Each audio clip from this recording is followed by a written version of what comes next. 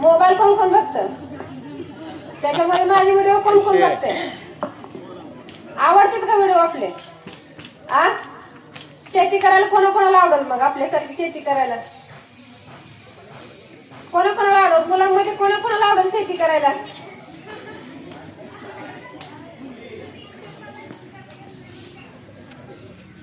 मुलींमध्ये शेतकऱ्याच्या पोराशी लग्न करायला कोणाकोणाला आवडेल?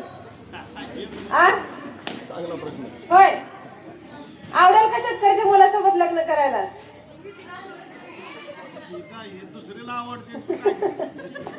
2009 मध्ये मी पण तुमच्यासारखीच अशी ग्राउंडवर बसणारी होती, पण आज 2026 मध्ये तुमच्या पुढे एक मी शेतकऱ्याची बायको म्हणून आज उभा राहिली. मी पण तुमच्या वेळेस होती तेव्हा कधीच विचार केला नव्हता की मी एक शेतकऱ्याच्या मुलासोबत लग्न करेल किंवा शेती करेल. माझी पण तुमच्या एवढी असताना मी पण माझी खूप काही स्वप्न होती.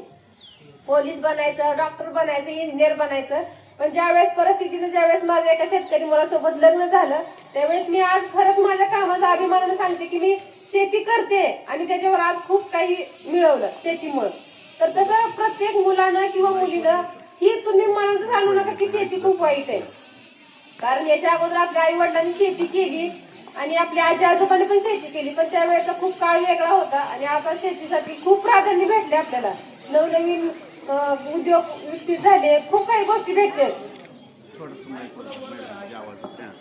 आणि सगळ्या मुलींना सांगते बघा, आता युग बदललंय. आमच्या वेळेस असं मोबाईल, रील वगैरे असल्या काहीच गोष्टी नव्हत्या. त्यावेळेस आम्हाला शिक्षक दिसले तरी दोन तास 9 दिवस गावात जरी कुठे दिसले तरी आम्ही बाहेर निघत नव्हतो. पण आताचा काळ वेगळा झालाय बघा. शिक्षकांची भीती कुठल्या मुलांच्या मनामध्ये राहिली नाही, आई वडिलांची भीती राहिली नाही.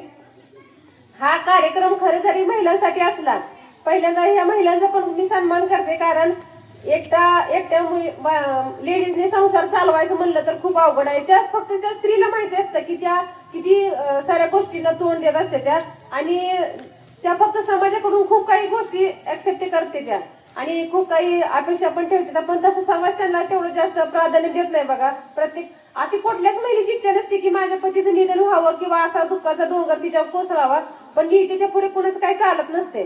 अशा दुःखानं त्यांच्या जरी आपल्या ह्या काही मुलांचं किंवा काही मुलींचं वडील नसतील, पण आपल्या परिस्थितीची जाणीव ठेवायची बघा. जर आपली आई एकटी घरात असेल तर प्रत्येक गोष्टीचा हट्ट तिच्याकडे अजिबात करायचं नाही.